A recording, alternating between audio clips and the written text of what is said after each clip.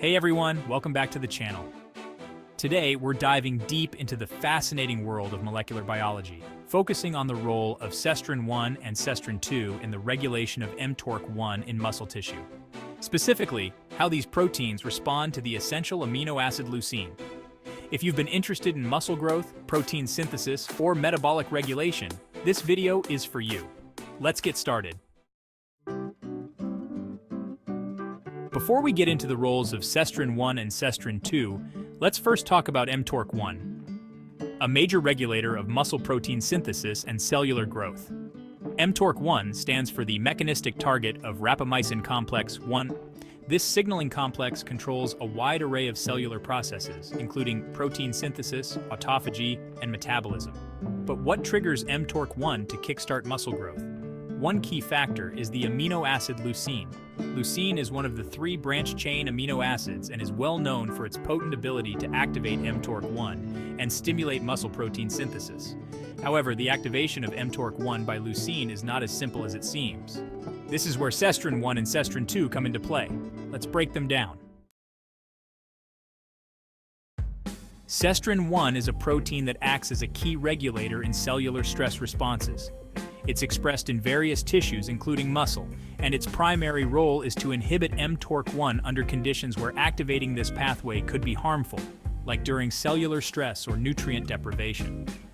Sestrin-1 acts as a brake for mTORC1 activity, particularly when there is a lack of sufficient nutrients. When leucine levels are low, Sestrin-1 binds to a protein complex known as GATOR2, which in turn inhibits the activation of mTORC1. This prevents the muscle cells from initiating growth processes when the building blocks, like amino acids, aren't available. Now, on to Sestrin-2. Much like Sestrin-1, Sestrin-2 plays a critical role in regulating mTORC1, but it has some unique characteristics as well.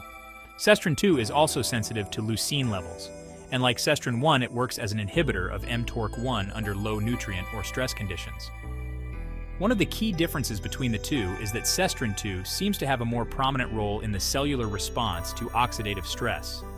For example, during periods of high oxidative stress in muscle tissue, such as during disease or when your diet is just bad and full of junk food, Sestrin-2 levels rise to limit mTORC1 activation. This is crucial because it prevents muscle cells from undergoing processes that could be damaging when they are under stress.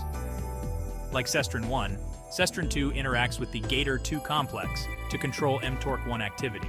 However, Sestrin-2's response to leucine is slightly different in that it may be more involved in balancing mTORC1 regulation during conditions where oxidative stress and nutrient availability intersect. While both Sestrin-1 and Sestrin-2 have similar functions, they aren't redundant. These two proteins complement each other to fine-tune mTORC1 activity. Sestrin-1 is more involved in nutrient sensing, particularly leucine, while Sestrin-2 plays a larger role during oxidative stress. Together, they ensure that mTORC1 only activates when the conditions are just right for muscle growth and protein synthesis. When leucine levels are high, both Sestrin-1 and Sestrin-2 are turned off, allowing mTORC1 to proceed with protein synthesis. But when leucine is low, or when the muscle is under stress, these sestrins act as brakes, stopping mTORC1 from activating and preventing potential damage to the muscle. So why does all this matter? Well, for anyone interested in muscle growth, whether you're an athlete, a bodybuilder, or just someone looking to stay fit, understanding how your body's cells manage protein synthesis is key. Sestrin-1 and Sestrin-2 are part of a sophisticated system that ensures muscle growth happens only when it's safe and efficient, particularly in response to amino acids like leucine. By regulating mTORC1, these proteins help balance muscle growth with cellular protection, preventing damage under stress while maximizing growth when nutrients are abundant. To wrap things up, here are the key points. 1. Sestrin-1 and Sestrin-2 are crucial regulators of mTORC1 in muscle tissue. 2. They inhibit mTORC1 when leucine is low or when oxidative stress is high. 3. When leucine levels rise, they lift this inhibition, allowing muscle growth to occur. 4. Both proteins work together to ensure muscle growth happens under optimal conditions. Understanding this balance can help you maximize your muscle building potential while protecting your cells from damage. If you enjoyed this video and want more insights into how your body works on a molecular level, be sure to like, subscribe, and hit that notification bell.